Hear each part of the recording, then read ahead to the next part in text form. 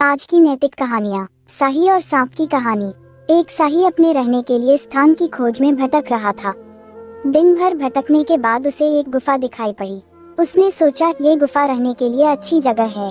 वह गुफा के द्वार पर पहुंचा तो देखा कि वहां सांपों का परिवार रहता है। शाही ने उन सबका अभिवादन किया और निवेदन करते हुए बोला, भाइयों, मैं बेघर हूँ, कृपा करके मुझे इस गुफा में रहने के लिए थोड़ी सी जगह दे दो। मैं सदा आपका आभारी रहूंगा। सांपों को शाही पर दया आ गई और उन्होंने उसका निवेदन स्वीकार कर उसे गुफा के अंदर आने की अनुमति दे दी।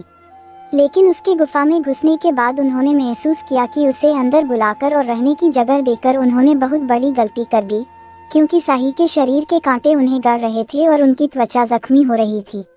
उन्होंने शाही से कहा, तुम्हारे शरीर के कांटे हमें गड़ रहे हैं, इसलिए तुम यहाँ से जाओ और कोई दूसरी जगह खोजो। शाही तब तक आराम से गुफा में पसर चुका था। बोला, भाई, मुझे तो ये जगह बहुत पसंद है, मैं तो कहीं नहीं जाने वाला। जिसे समस्या है वो जाए यहाँ से। अपनी त्वचा को शाही के शरीर के कांटों से बचाने के लिए आखिरकार सांपों को वह गुफा छोड़कर जाना पड़ा। सांपों के जाने के बाद शाही ने वहाँ पूरी तरह कब्जा जमा लिया। सीख, कई बार हम उंगली देते हैं और सामने वाला हाथ पकड़ लेता है, इसलिए किसी की मदद करने के पहले अच्छी तरह सोच विचार कर लेना चाहिए। वनवासी और सांप की कहानी। सर्दियों के दिन थे, खूब बर्फबारी हुई थी। मौसम साफ होने पर एक वनवासी अपना काम खत्म कर जल्दी जल्दी घर लौटने लगा।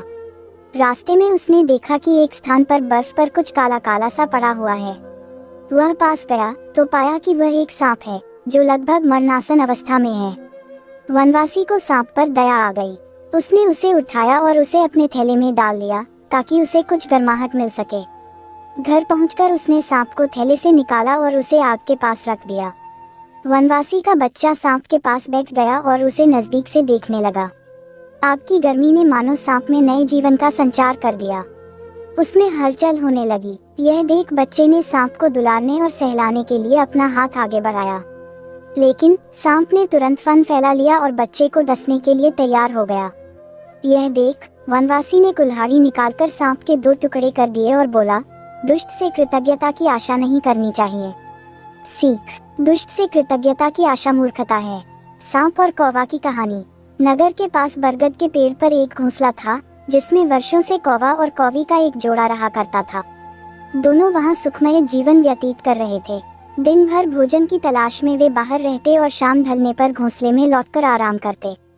एक दिन एक काला सांप भटकते हुए उस बरगद के पेड़ के पास आ गया। पेड़ के तने में एक बड़ा खोल देख वह वहीं निवास करने लगा। कौवा कौवी इस बात से अनजान थे। उनकी दिनचर्या यूं ही चलती रही। मौसम आने पर कौवी ने अंडे दिए। कौवा और कौवी दोनों बड़े प्रसन्न थे और अपने नन्हे बच्चों के अंडों से निकलने की प्रतीक्षा कर रहे थे। लेकिन एक दिन जब वे दोनों भोजन की तलाश में निकले तो अवसर पाकर पेड़ की खोल में रहने वाले सांप ने ऊपर जाकर उनके अंडों को खा लिया और चुपचाप अपनी खोल में आकर सो गया। कौवा कौवी ने लौटने पर जब अंडों को घोंसलों में नहीं पाया तो बहुत दुखी हुए। उसके बाद से जब भी कौवी अंडे देती, सांप उन्हें खाकर अपनी भूख मिटा लेता। कौवा कौवी रोते रह जाते। मौसम आने पर कौवी ने फिर से अंडे दिए, लेकिन इस बार वे सतर्क थे। वे जानना चाहते थे कि आखिर उनके अंडे कहाँ गायब हो जाते हैं। योजनानुसार एक दिन वे रोज की तरह घोंसले से बाहर निकले और दूर जाकर पेड़ के पास छुपकर अपने घोंसले की निगरानी करने लगे। कौवा कौवी को बाहर गया देख काला सांप पेड़ की खोल से निकला और घोंसले में जाकर अंडों को खा गया। आंखों के सामने अपने बच्चों को मरते देख कौवा कौवी तड़प कर रह गए। वे सांप का सामना नहीं कर सकते थे। वे उसकी तुलना में कमजोर थे, इसलिए उन्होंने अपने वर्षों पुराने निवास को छोड़कर अन्यत्र जाने का निर्णय किया। जाने के पूर्व वे अपने मित्र गीदड़ से अंतिम बार भेंट करने पहुंचे। गीदड़ को पूरा वृतांत सुनाकर जब वे विदा लेने लगे तो गीदड़ बोला, मित्रों, इन तरह भयभीत होकर अपना वर्षों पुराना निवास छोड़ना उचित नहीं है। समस्या सामने है तो उसका कोई ना कोई हल अवश्य होगा। कौवा बोला, मित्र, हम कर भी क्या सकते हैं? उस दुष्ट सांप की शक्ति के सामने हम निरीह हैं। हम उसका मुकाबला नहीं कर सकते। अब कहीं और जाने के अलावा हमारे पास कोई चारा नहीं है। हम हर समय अपने बच्चों को मरते हुए नहीं देख सकते। गीदड़ कुछ सोचते हुए बोला, मित्रों, जहाँ शक्ति काम न आए वहाँ बुद्धि का प्रयोग करना चाहिए। यह कहकर उसने सांप से छुटकारा पाने की एक योजना कौवा कौवी को बताई। अगले दिन योजनानुसार कौवा कौवी नगर में सरोवर में पहुंचे जहाँ राज्य की राजकुमारी अपने सखियों के साथ रोज स्नान करने आया करती थी। उन दिन भी राजकुमारी अपने वस्त्र और आभूषण किनारे रख सरोवर में स्नान कर रही थी। पास ही सैनिक निगरानी कर रहे थे। अवसर पाकर कौवे ने राजकुमारी का हीरों का हार अपनी चोंच में दबाया और काव काव करता हुआ राजकुमारी और सैनिकों के दिखाते हुए ले उड़ा। कौवे को अपना हार ले जाते देख राजकुमारी चिल्लाने लगी। सैनिक कौवे के पीछे भागे। वे कौवे के पीछे पीछे बरगद के पेड़ के पास पहुंच गए। कौवा यही तो चाहता था। राजकुमारी का हार पेड़ के खोल में गिराकर वह उड़ गया। सैनिकों ने यह देखा तो हार निकालने पेड़ की खोल के पास पहुंचे। हार निकालने उन्होंने खोल में एक डंडा डाला। उस समय सांप खोल में ही आराम कर रहा था। डंडे के स्पर्श पर वह फन फैलाए बाहर निकला। सांप को देख सैनिक हर्ष में आ गए और उसे तलवार और भले से मार डाला। सांप के मरने के बाद कौवा कौवी खुशी खुशी अपने घोंसले में रहने लगे। उस वर्ष जब कौवी ने अंडे दिए तो वे सुरक्षित रहे। सीख: जहाँ शारीरिक शक्ति काम न आए वहाँ बुद्धि से काम लेना चाहिए। बुद्धि से बड़ा काम किया जा सकता है और किसी भी संकट का हल निकाला जा सकता है। दो सांपों की कहानी। एक राज्य में देवशक्ति नामक राजा शासन करता था। उसका एक पुत्र था। एक बार उसके पुत्र के पेट में एक सांप घुस गया। वह वहीं अपना बिल बनाकर बैठ गया। पेट में बैठे सांप के कारण राजपुत्र का स्वास्थ्य दिन पर दिन गिरता जा रहा था, किंतु वह अपने पेट के भीतर सांप होने की बात से अनभिज्ञ था। उसने कई वैद्यों का परामर्श लिया और उनसे उपचार करवाया। वैद्यों ने राजपुत्र को विभिन्न प्रकार की औषधियां प्रदान की, किंतु सब प्रभावहीन रही और राजपुत्र के स्वास्थ्य में कोई सुधार नहीं हुआ। गिरते स्वास्थ्य के कारण राजपुत्र निराशा से घिर गया। अंततः उसने राजमहल और राजकीय जीवन त्याग कर अन्यत्र चले जाने का निर्णय लिया। अपने पिता के आज्ञा लेकर लंबी यात्रा कर वह अपने राज्य से अत्यंत दूर स्थित एक प्रदेश पहुंचा और वहां एक मंदिर में भिखारी का जीवन यापन करने लगा। जिस प्रदेश को उसने अपना बसेरा बनाया था, उस देश के राजा का नाम बलि था। उसकी 2 युवा पुत्रियां थीं। दोनों राजकुमारियां प्रतिदिन प्रातःकाल अपने पिता के कक्ष में जाकर उन्हें प्रणाम किया करती थी। प्रणाम करते समय एक राजकुमारी राजा से कहा करती थी, पिताश्री प्रणाम, आप बड़े कृपालु हैं, आपकी कृपा से ही संसार सुख साधनों ने परिपूर्ण है। यह वचन सुनकर राजा की प्रसन्नता की कोई सीमा नहीं रहती थी। दूसरी राजकुमारी राजा से कहा करती थी, पिताश्री प्रणाम, जो जैसा कर्म करेगा वह वैसा ही फल पाएगा। ईश्वर आपको आपके कर्मों का फल प्रदान करे।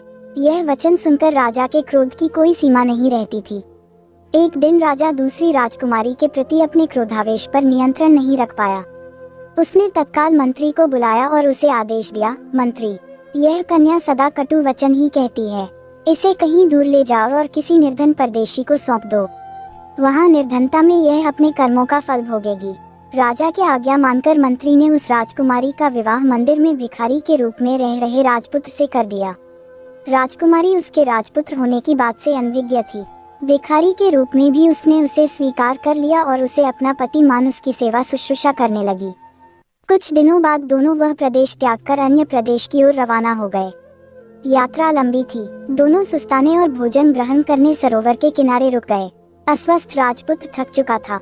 वह वहीं लेट गया और राजकुमारी निकट के गांव में भोज्य सामग्री लेने चली गई। वापस आकर उसने देखा कि उसका पति सो रहा है और उसके मुख से एक सांप फन फैलाकर बाहर की हवा खा रहा है। पास ही एक दूसरे सांप का बिल है। वो सांप भी फन फैलाए बैठा है और दोनों वार्तालाप कर रहे हैं। बिल वाला सांप पेट वाले सांप से कह रहा था, दुष्ट, तू क्यों इस राजपुत्र का जीवन नष्ट कर रहा है? पेट वाला सांप बोला, तू भी तो अपने बिल में पड़े स्वर्ण कलश को दूषित कर रहा है। बिल वाला सांप बोला, कदाचित तुझे ऐसा लगता है कि तुझे इस राजपुत्र के पेट से बाहर निकालने की औषधि की को ज्ञात नहीं है। मत भूल, जब कोई व्यक्ति इस राजपुत्र को उकाली हुई कांजी की राय पिलाएगा तब तेरा काल होगा। पेट वाला सांप बोला, तेरे बिल में भी तो गर्म तेल डालकर कोई भी तेरा नाश कर सकता है। जब दोनों एक दूसरे के भेद खोल रहे थे तब राजकुमारी ने उनकी बातें सुन ली। उसने उनके द्वारा बताई विधियों से दोनों का ही नाश कर दिया। इस तरह राजपुत्र भी स्वस्थ हो गया और बिल में से स्वर्ण कलश पाकर उन्हें निर्धनता से भी मुक्ति मिल गई। स्वास्थ्य लाभ प्राप्त करने के उपरांत राजपुत्र राजकुमारी को लेकर अपने देश लौट गया। वहां उसके पिता ने दोनों का स्वागत किया और वे सब सुख चैन का जीवन व्यतीत करने लगे। सीख: आपसी विद्वेष और कलह में 2 सांपों ने एक दूसरे के भेद खोल दिए और राजकुमारी ने वह भेद जानकर उनका नाश कर दिया। इसलिए कहते हैं कि आपसी कलह का लाभ तीसरा व्यक्ति उठाता है। अगर आपको आज की नैतिक कहानियाँ अच्छी लगी तो वीडियो को लाइक करें और चैनल को सब्सक्राइब करें। तब तक के लिए धन्यवाद दोस्तों। जय श्री श्याम।